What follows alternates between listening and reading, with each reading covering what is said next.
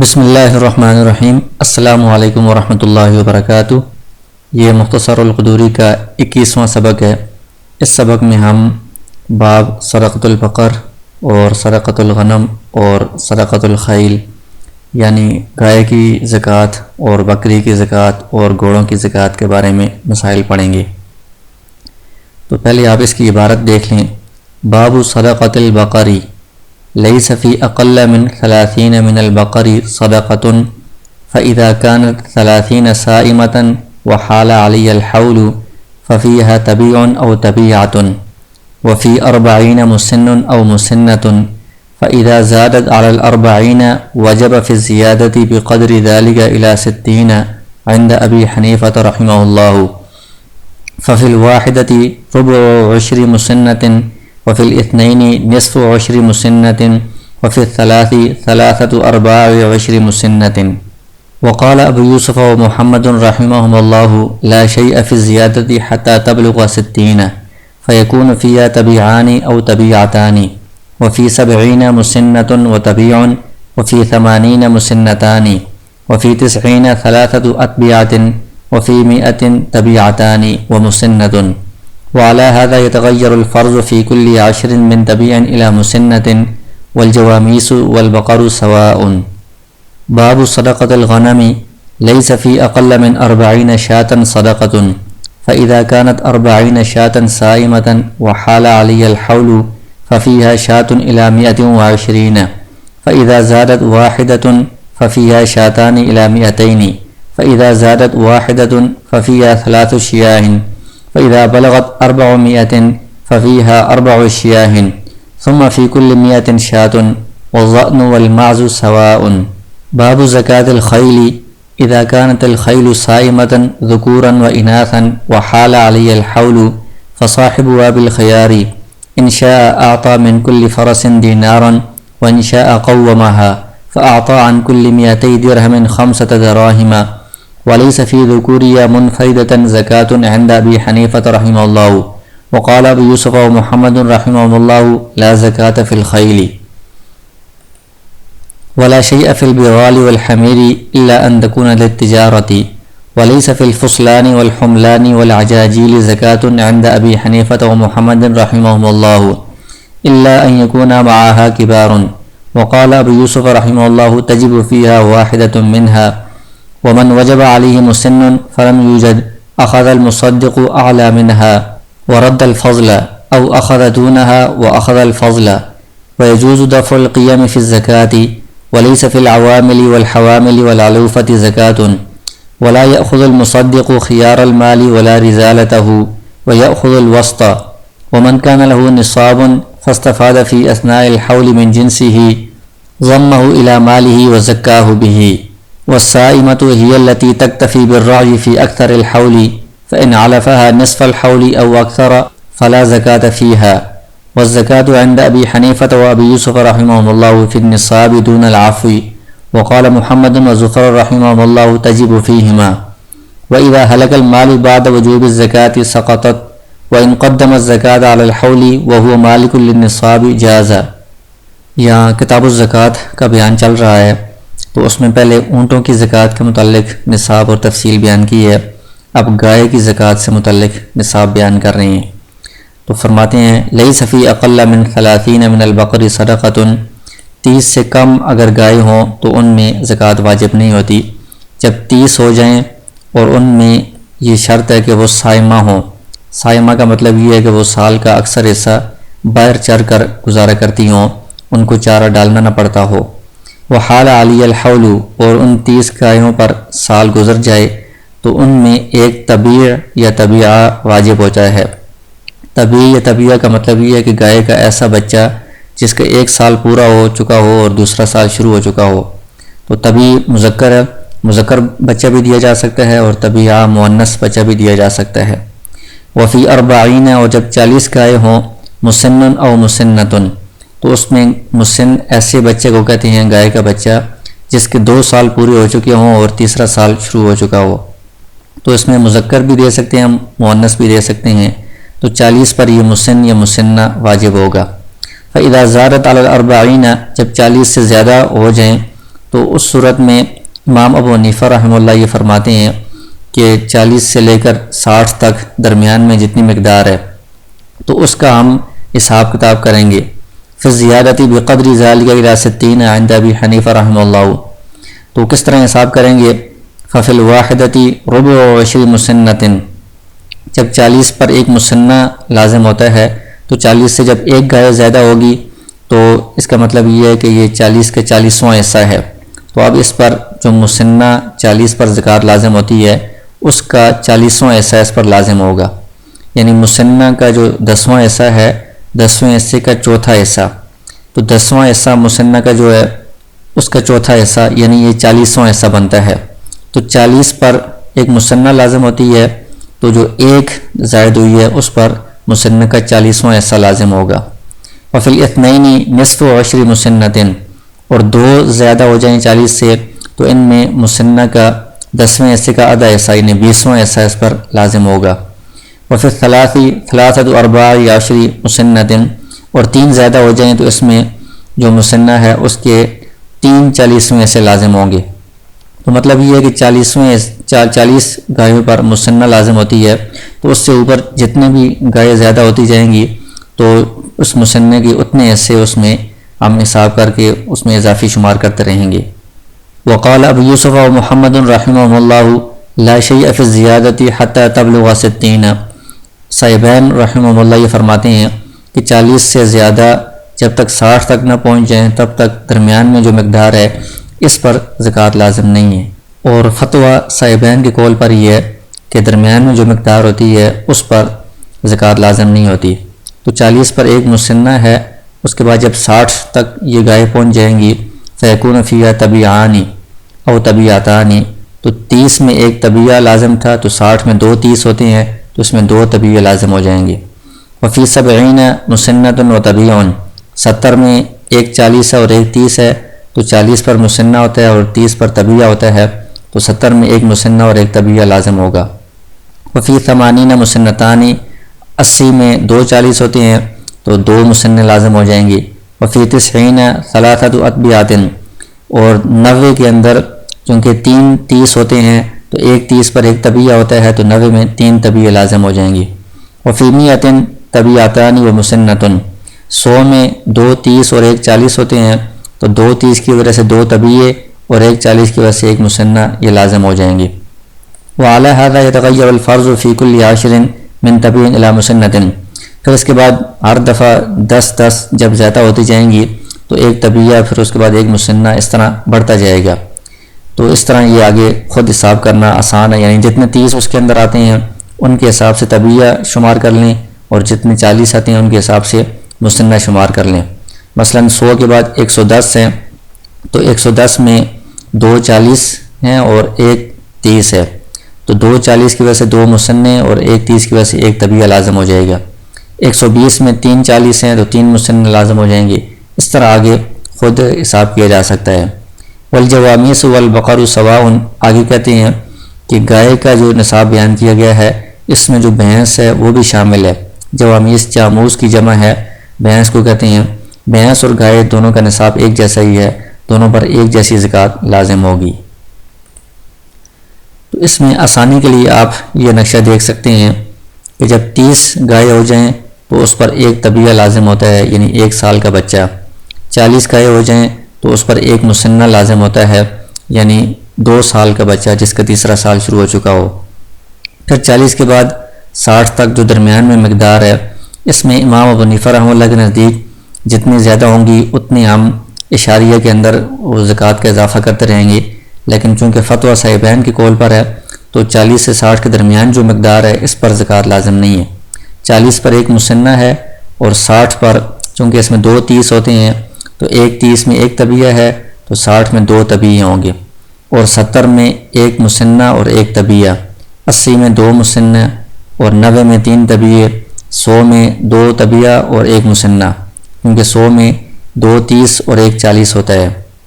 110 میں 2 مسنہ اور ایک طبیعہ. 120 میں 3 مسنہ کیونکہ اس میں 3 40 ہوتے ہیں. 130 میں 3 طبیعے اور ایک مسنہ کیونکہ اس میں 3 30 ہیں اور ایک 40 ہے. تو اس طرح آگے ہر 10 کے اوپر مسنہ سے طبیعہ کا حساب خود کیا جا سکتا ہے۔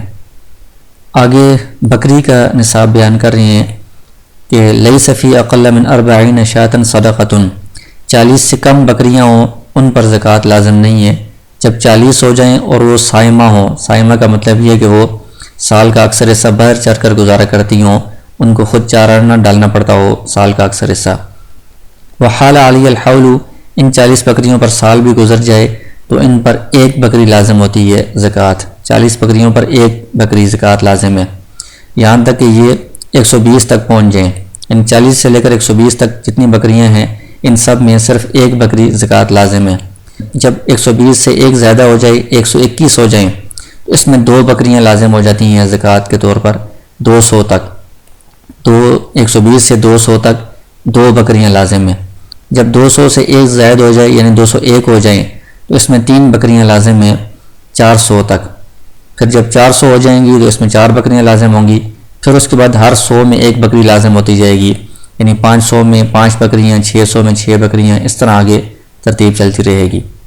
اس کے بعد فرماتے ہیں وَالظَّأْنُ وَالْمَاعُزُ سَوَاءٌ، کہ بکری اور بھیڑ یہ دونوں برابر ہیں، ان دونوں کا نصاب ایک جیسا ہے، ان میں یہی ترتیب ہوگی۔ تو اس نصاب کو آپ آسانی کے لیے اس طرح دیکھ سکتے ہیں کہ جب 40 بکریاں ہوں تو ایک بکری لازم ہوتی ہے 120 تک، جب 121 ہو جائیں گی تو 2 بکریاں لازم ہوں گی 200 تک، جب 201 ہو جائیں گی تو ان میں 3 بکریاں لازم ہوں گی 399 تک، اور جب 400 ہو جائیں گی تو اس میں 4 بکریاں لازم ہوں گی، پھر اس کے بعد ہر 100 میں ایک بکری، یعنی 500 میں 5 بکریاں، 600 میں 6 بکریاں، اس طرح آگے ہر 100 میں ایک بکری کا اضافہ ہوتا جائے گا۔ آگے گھوڑے کی زکوٰۃ کے بارے میں تفصیل بیان کر رہے ہیں، تو فرماتے ہیں اذا كانت الخیل صائمۃ ذکورا واناثا، جب گھوڑے صائمہ ہوں یعنی وہ سال کا اکثر حصہ باہر چر کر گزارا کرتے ہوں اور وہ مذکر اور مؤنث دونوں ہوں، وحال علی الحول، اور ان پر سال گزر جائے تو اس پر زکوٰۃ لازم ہوتی ہے امام ابو حنیفہ رحمہ اللہ کے نزدیک۔ تو وہ زکوٰۃ کس طرح ادا کرے گا، اس کی تفصیل یہ ہے کہ جو مالک ہے گھوڑوں کا بالخیار اس کو اختیار ہے، 2 طرح سے زکوٰۃ دی جا سکتی ہے۔ انشاء اعطى من كل فرس دینارا، کہ جتنے گھوڑے ہیں ہر گھوڑے کے بدلے میں وہ 1 دینار زکوٰۃ دے دے، تو اس طرح بھی زکوٰۃ ادا ہو سکتی ہے۔ وانشاء قومها، اور اگر چاہے تو وہ گھوڑوں کی قیمت لگا لے، فاعطى عن كل 200 درہم 5 دراہم، قیمت لگانے کے بعد ہر 200 درہم کے بدلے میں وہ 5 درہم زکوٰۃ دے دے، یعنی گھوڑوں کی سب کی قیمت لگائے گا، ان میں جتنی قیمت بنتی ہے ہر 200 درہم کی 5 درہم وہ زکوٰۃ ان میں سے ادا کر دے، تو ان میں سے کسی طریقے سے بھی وہ زکوٰۃ ادا کر سکتا ہے۔ ولیس فی ذکوریہ منفردۃ زکوٰۃ عند ابی حنیفہ رحمہ اللہ، امام ابو حنیفہ رحمہ اللہ کے نزدیک گھوڑوں کے اندر زکوٰۃ ہے جب وہ مذکر اور مؤنث دونوں ہوں، کیونکہ ان سے آگے نسل بڑھتی ہے، تو نسل بڑھنے کے لیے اگر وہ رکھے ہوئے ہیں تو ان میں زکوٰۃ ہے۔ اگر صرف مذکر ہیں کسی کے پاس تو چونکہ ان سے نسل بڑھنے کا آگے امکان نہیں ہے، اس لیے امام ابو حنیفہ رحمہ اللہ کے نزدیک بھی ان صرف جو مذکر گھوڑے اگر کسی کے پاس ہیں ان میں زکوٰۃ نہیں ہوگی۔ یہ تو امام ابو حنیفہ رحمہ اللہ کا مذہب ہے کہ اگر مذکر مؤنث دونوں ہوں تو زکوٰۃ ہے، صرف مذکر ہوں تو زکوٰۃ نہیں ہے۔ وقال ابو یوسف و محمد رحمہ اللہ لا زکوٰۃ فی الخیل، صاحبین کے نزدیک گھوڑوں میں سرے سے زکوٰۃ ہے ہی نہیں ہے، چاہے مذکر و مؤنث دونوں ہوں یا صرف مذکر ہوں، اور فتویٰ صاحبین کے قول پر یہ ہے کہ اگر گھوڑے نسل بڑھانے کے لیے رکھے ہوئے ہیں یا ویسے کام کاج استعمال کے لیے رکھے ہوئے ہیں تو ان میں زکوٰۃ لازم نہیں ہے۔ البتہ اگر تجارت کے لیے گھوڑے رکھے ہوئے ہیں تو پھر سب کے نزدیک بالاتفاق ان میں زکوٰۃ واجب ہوگی، کیونکہ وہ مال تجارت میں شمار ہوں گے۔ اور اس کے بعد مزید کچھ چیزوں کی تفصیل بیان کر رہے ہیں۔ ولا شیء فی البغال والحمیر، جو خچر ہوتے ہیں یا گدھے ہوتے ہیں ان میں کچھ بھی زکوٰۃ لازم نہیں ہے، البتہ اگر یہ تجارت کے لیے رکھے ہوئے ہیں تو پھر یہ مال تجارت میں شمار ہوں گے، پھر ان پر زکوٰۃ لازم ہوگی۔ ویسے تجارت کے علاوہ نسل بڑھانے کے لیے یا کام کاج کے لیے رکھے ہوں تو ان پر زکوٰۃ نہیں ہے، گھوڑے میں بھی اور خچر میں بھی زکوٰۃ نہیں ہے۔ ولیس فی الفصلان والحملان والاجاجیل زکوٰۃ عند ابی حنیفہ و محمد رحمہ اللہ، طرفین کے نزدیک فصلان کہتے ہیں اونٹنی کے بچے کو جو چھوٹا بچہ ہے، حملان کہتے ہیں بکری کے بچے کو، عجاجیل یہ گائے کے بچے کو کہتے ہیں۔ تو ان کے جو چھوٹے بچے ہیں ان میں طرفین کے نزدیک زکوٰۃ نہیں ہے، الا ان یکون معها کبار، البتہ اگر ان کے ساتھ بڑے جانور بھی ہوں تو پھر ان کے ساتھ ان کو شامل کر کے طبعاً ان کی بھی زکوٰۃ دینی پڑے گی، صرف اگر بچے ہیں تو ان پر زکوٰۃ نہیں ہے۔ وقال ابو یوسف رحمہ اللہ تجب فیہا واحدۃ منہا، امام ابو یوسف رحمہ اللہ فرماتے ہیں کہ اگر صرف بچے ہوں تو ان پر بھی زکوٰۃ ہے۔ مثلا بچے اگر بکری کے بچے ہیں وہ 40 ہیں تو ان میں سے ایک بچہ اس پر لازم ہو جائے گا، اور گائے کے جو بچے ہیں وہ 30 ہیں تو ان میں سے ایک لازم ہو جائے گا۔ اسی طرح ایک ہی بچہ ان میں سے ادا کر دیا جائے گا ان صورتوں میں بھی اگرچہ ان کے ساتھ بڑے نہ ہوں۔ لیکن اس میں فتویٰ طرفین کے قول پر ہی ہے، امام ابو حنیفہ اور امام محمد رحمہ اللہ کے قول پر، کہ صرف اگر بچے ہیں تو ان پر زکوٰۃ نہیں ہے، ساتھ بڑے ہوں گے تو تب ان کے ساتھ تابع بن کر ان کی بھی زکوٰۃ لازم ہوگی ورنہ نہیں۔ ومن وجب علیہ مسن فلم یوجد، آگے کچھ مزید احکام بیان کر رہے ہیں کہ ایک شخص پر مسنہ لازم تھا، یعنی ایسا گائے کا بچہ جس کے 2 سال پورے ہو چکے ہوں، تیسرا شروع ہو چکا ہو، لیکن اس کے پاس اس طرح کا بچہ موجود نہیں ہے، تو جو مصدق ہے، مصدق اسے کہتے ہیں جو اسلامی حکومت کی طرف سے زکوٰۃ لینے پر مامور ہوتا ہے، جو زکوٰۃ لینے کے لیے آتا ہے، وہ اس سے اعلیٰ درجے کا کوئی جانور لے لے، یعنی یہ 2 سال والا ہوتا ہے تو وہ 3 سال والا لے لے مثلا، اور جتنی قیمت 2 سال والے سے 3 سال والے کی زیادہ ہے اتنی قیمت وہ اس کو پیسوں میں واپس کر دے۔ او اخذ دونہا، یا اس سے کم درجے کا جانور لے لے، 1 سال والا لے لے، اور 2 سال والے کی جتنی قیمت زیادہ ہوتی ہے اتنی زیادہ پیسے قیمت اس سے لے لے۔ تو یہ تو ایک بات ہوگی۔ دوسری بات یہ ہے وَيَجُوزُ دَفْعُ الْقِيَمِ فِي الزَّكَاةِ، زکوٰۃ میں چاہے جانوروں کی زکوٰۃ ہو یا سامان کی ہو یا کسی بھی چیز کی ہو، اس میں جو زکوٰۃ بنتی ہے وہ اسی چیز میں سے دینا ضروری نہیں ہے، اس چیز کی جتنی قیمت بنتی ہے اس قیمت کی صورت میں بھی زکوٰۃ دی جا سکتی ہے۔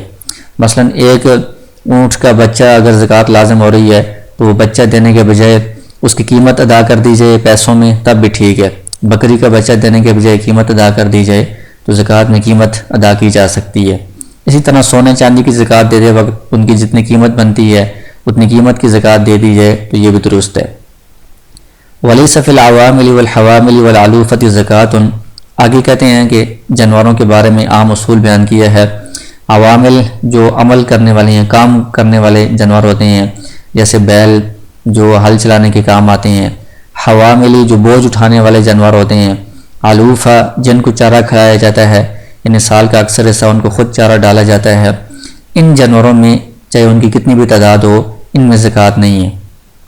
وَلَا يَأْخُذُ الْمُصَدِّقُ خِيَارَ الْمَالِ وَلَا رِزَالَتَهُ، آگے ایک مصدق کو ایک ہدایت بیان کی ہے جو زکوٰۃ لینے والا ہوتا ہے، وصول کرنے والا، کہ وہ بہت عمدہ مال بھی نہ لے اور بہت گھٹیا مال بھی نہ لے، بلکہ درمیانے درجے کے جو جانور ہیں وہ ان سے لے، وہ مال لے۔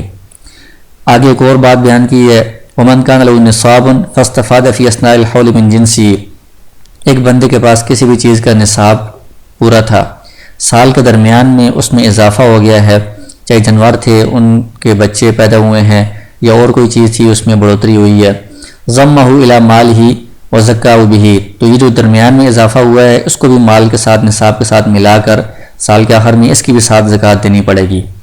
جیسے مثلا کسی کے پاس 30 گائے تھیں، سال کے درمیان میں اس میں 10 اضافہ ہو گیا ہے 40، تو اب اس کو 40 کی زکوٰۃ دینی پڑے گی۔ تو یہ اسی جنس کی اگر چیز اضافہ ہو گیا ہے تو اس کا ہم اس میں شمار کر کے اس کی زکوٰۃ کٹھی دیں گے۔